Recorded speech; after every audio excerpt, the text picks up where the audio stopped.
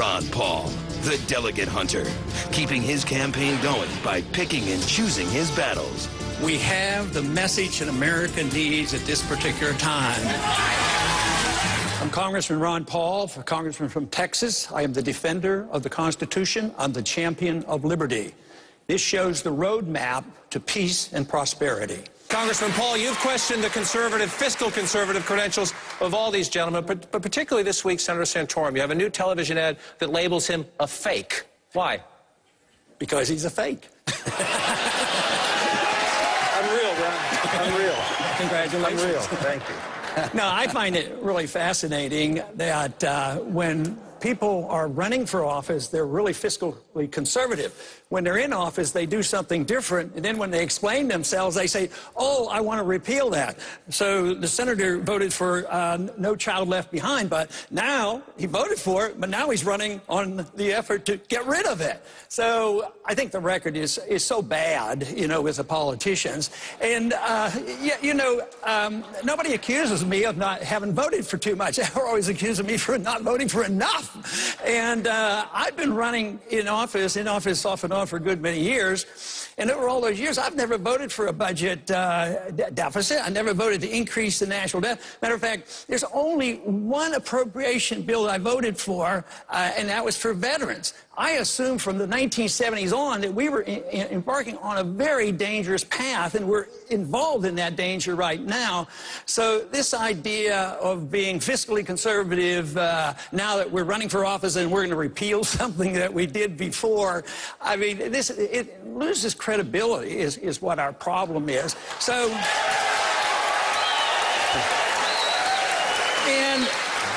and the one thing that I think should annoy all Americans is that voting for foreign aid. I mean, just think, their foreign aid packages, they're huge, and when the member votes for it, they don't say, well, this money's going to ABC because I love that country, but it's the principle of the way the government works. You vote for foreign aid because for some weird reason it's supposed to be good for America, but then it goes and helps all our enemies. That's what I disapprove of. Senator Santorum, respond quickly. Ron, the Weekly Standard just did a review looking at the national taxpayer unions, I think Citizens Against Government Waste, and they measured me up against the other 50 senators who were serving when I did, and they said that I was the most fiscally conservative senator in the Congress in the 12 years that I was there. My ratings with the national taxpayer unions were A's or B's. They were very high from the Citizens Against Government Waste. I got a hero award. That's always a cop-out when you compare yourself to the other members of Congress. The American people are sick and tired of the members of Congress. They get about 9% rating. But this whole thing about comparison of conservative votes, I think you make a very important point. I don't rate one at the top. If it's spending or on taxes, I'm at the very top because I vote for the least amount of spending and the least amount of taxes, which means that some of the conservative ratings, you have to realize, sometimes conservatives want to spend money too. When it comes to overseas spending, you vote for the foreign aid. Conservatives are quite pleased with spending money overseas, but if you're a strict fiscal conservative and a constitutionalist, you don't vote for that kind of stuff, and so you can't just go by the ratings. As you can see, it's an important issue to the people in the audience. I think it's one of the reasons this race has been so volatile. Voters are looking and they're saying, which of these candidates can I trust? And the bottom line was, when I was in the United States Senate, there was transparency, and Congressman Paul, who is one of the most prolific earmarkers in the Congress today, would tell you, and I'm not criticizing, I'm just saying that that's a fact, right, that he Congressman Paul, answer Senator Santorum, please, sir. I followed that, and I You know, there's reason for the confusion because because it's all Congress's fault. They're all messed up. They don't know what they're doing in Congress is the real reason. But this whole idea of earmarking is designating how the money is spent. What a lot of people don't understand is if the Congress doesn't say the way the money should be spent, it goes to the executive branch. And that's the bad part. If you were actually cutting, it would make a difference. But you don't want to give more power to the executive branch. Even if I'm president, I don't want more power over that funding. That should be with the people and with the Congress. But earmarking, the reason we get into trouble is the irresponsibility of Congress. Take your highway funds. We're supposed to pay a user fee. We pay our gasoline tax. We should get our fair share back. But what do? They take the highway funds and other these trust funds, and they spend this money overseas in these wars that we shouldn't be fighting. And then when the highways need building, then you have to go and fight the political system and know who to deal with and maneuver and try to get some of your money back. But if you say you're against the earmarking and fuss and fume over, the answer is vote against the bill. That is what I do. I argue for the case of the responsibility being on the Congress, but it's the responsibility of us who believe in fiscal conservatism to vote against the bill. We need to vote against the spending is what we need to do. All right. From CNNPolitics.com, and you can see it in the audience up on the board here. Why was George W. Bush wrong in his efforts to save the auto industry, and why was Barack Obama wrong to continue the effort? You know, that's interesting that when they argue that case. First, I don't like the idea that you have good bailouts and bad bailouts. If bailouts are bad, they're bad, and we shouldn't be doing it. But this argument about maybe one that works, you know, well, now that the bankruptcy or the bailing out of GM worked, I said that's sort of like if a criminal goes out and robs a bank and he's successful, therefore you endorse what he did because he's successful. But you have to rob people. You have to distort the law.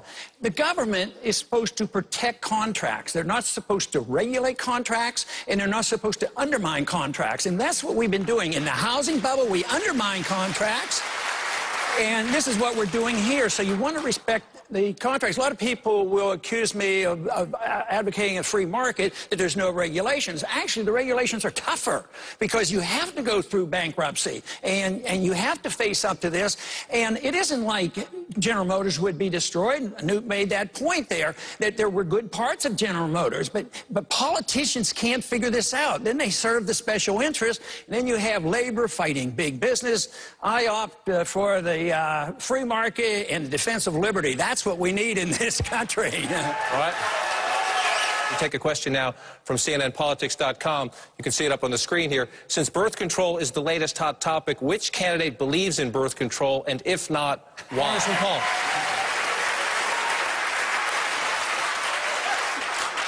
As an OB doctor, I've dealt with birth control pills and contraception for a long time. This is a consequence of the fact the government has control of medical care and medical insurance, and then we fight over how we dictate how this should be distributed. Sort of like in schools. Once the government takes over the schools, especially at the federal level, then there's no right position. Then you have to argue which prayer, are you allowed to pray, and you get into all the details. The problem is the government is getting involved in things they shouldn't be involved, especially at the federal level. But sort of along the line of the pills creating the immorality, I don't see it that way. I think the immorality creates the problem of wanting to use the pills, so you don't blame the pills. I think it's sort of like the argument, conservatives use the argument all the time about guns. Guns don't kill, criminals kill. So in a way, it's the morality of society that we have to deal with. The pill is there, and, you know, it contributes maybe, but the pills can't be blamed for the immorality of our society. It's an issue on which all of you have criticism of the Obama administration. It's an issue on which some of you have also criticized each other. Governor Romney, both Senator Santorum and Speaker Gingrich have said during your tenure as governor, you required Catholic hospitals to provide emergency contraception to rape victims. And, Mr. Speaker, you compared the governor to President Obama, saying he infringed on Catholics' rights. Congressman, please. You know, we talk about the morning after pill. Actually, the morning after pill is nothing more than a birth control pill. So if birth control pills on the market, the morning after pill. So if you're going to legalize birth control pills, you can't separate the two. They're all basically the same hormonally. But once again, the question is, if you voted for Planned Parenthood, like the senator has, you voted for birth control pills. And you literally, because funds are fungible, you literally vote for abortion because Planned Parenthood gets the money. Oh, I'll buy birth control pills, but then they have the money left over to do the abortion. So that's why you have to have a pretty strong resistance to voting for these bunches of bills put together. Planned Parenthood should get nothing, let alone designate how they spend. Senator Santorum.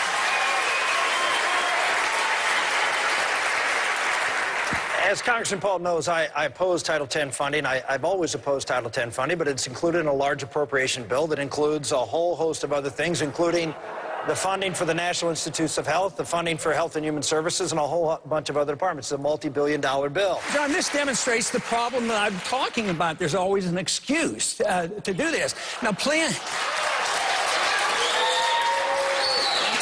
Title 20, I don't know whether you inferred that I would support Title 20 for abstinence. No, it would cost money as a program. It's not a program of the federal government to get involved in our lives this way. If you want laws like that, maybe to say, but the federal government shouldn't even be spending money on abstinence. That's way too much more. I don't see that in the Constitution anyway. Just a brief comment. Senator, I just saw a YouTube clip of you being interviewed where you said that you personally opposed contraceptives, but that you said that you voted for Title 10. But you used that as an argument, saying this is something I did proactively. You didn't say this is something I was opposed to. It was something I wouldn't have done. You said this in a positive light. I voted for Title 10. I think I was making it clear that while I have a personal more objection to it, even though I don't support it, that I voted for bills that included it. And I made it very clear in subsequent interviews that I don't support that. I've never supported it. A recent federal analysis says the cost of secure fencing, which they have in a good deal of the border along this state, would cost about $3 million per mile. Is that a good investment, money well spent? Probably not, but we can do a better job, and the best way to do it is forget about the border between Pakistan and Afghanistan and deal with our border and put the resources on this border. This is what we need. But we need to change the rules. We reward illegal immigration. They get benefits. Texas hospitals and, schools are going bankrupt. The restraints on the states and Obama's restraints on the states to do with it. Why isn't, if an illegal comes across the border and they go on private property, why isn't that trespassing? And why don't you have the right to stop it? So, but there should be no mandates from the federal government about what you must do. Under the 9th and 10th, there would be essentially none. But the federal government does have responsibility for these borders, and I just hate to see all these resources. I think that we should have much more of immigration service on the border to make it easier. It's hard to even get to visit this country. We're losing a lot of visitors and workers that could come to this country because we have an inefficient immigration service. And then that invites the illegal. We have to deal, we can't endorse the illegal, but the program today endorses the illegal problems. And a weak economy is always detrimental, too, because of the welfare state. We have welfare at home, and some jobs go begging. We have jobs going begging in this country in the midst of the recession. Has to do with the economy. You can't ignore the economy, but also the welfare state, allowing immigrants to come over and then get the benefits. If you subsidize something, you get more of. So there's a lot we could do and we should do, and certainly this president is not doing a very good job. Without caveats or explanations, please define yourself using one word and one word only. Congressman Paul? Consistent. The Pentagon recently announced plans to open up 14,000 new jobs to women, putting them closer and closer to the front lines of combat. The problem is the character of our wars. And I don't like to think of people in groups. Individuals have rights, not groups. So you don't have women's rights or men's rights.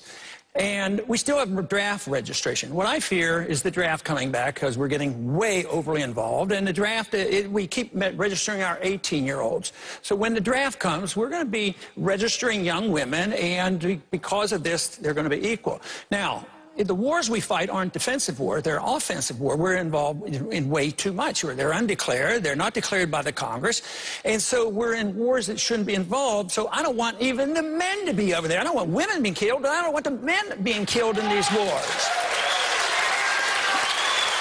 But because now we have accepted now for 10 years that we're allowed to start war, we call it preemptive war, preventive war. Well, that's an aggressive war. I believe in the Christian just war theory that you have to morally justify the war in defense. Now, if we're defending our country, and we need to defend, believe me, men and women will be in combat and defending our country, and that's the way it should be. But when it's an offensive war going where we shouldn't be, that's quite a bit different. So it's the foreign policy that needs examined.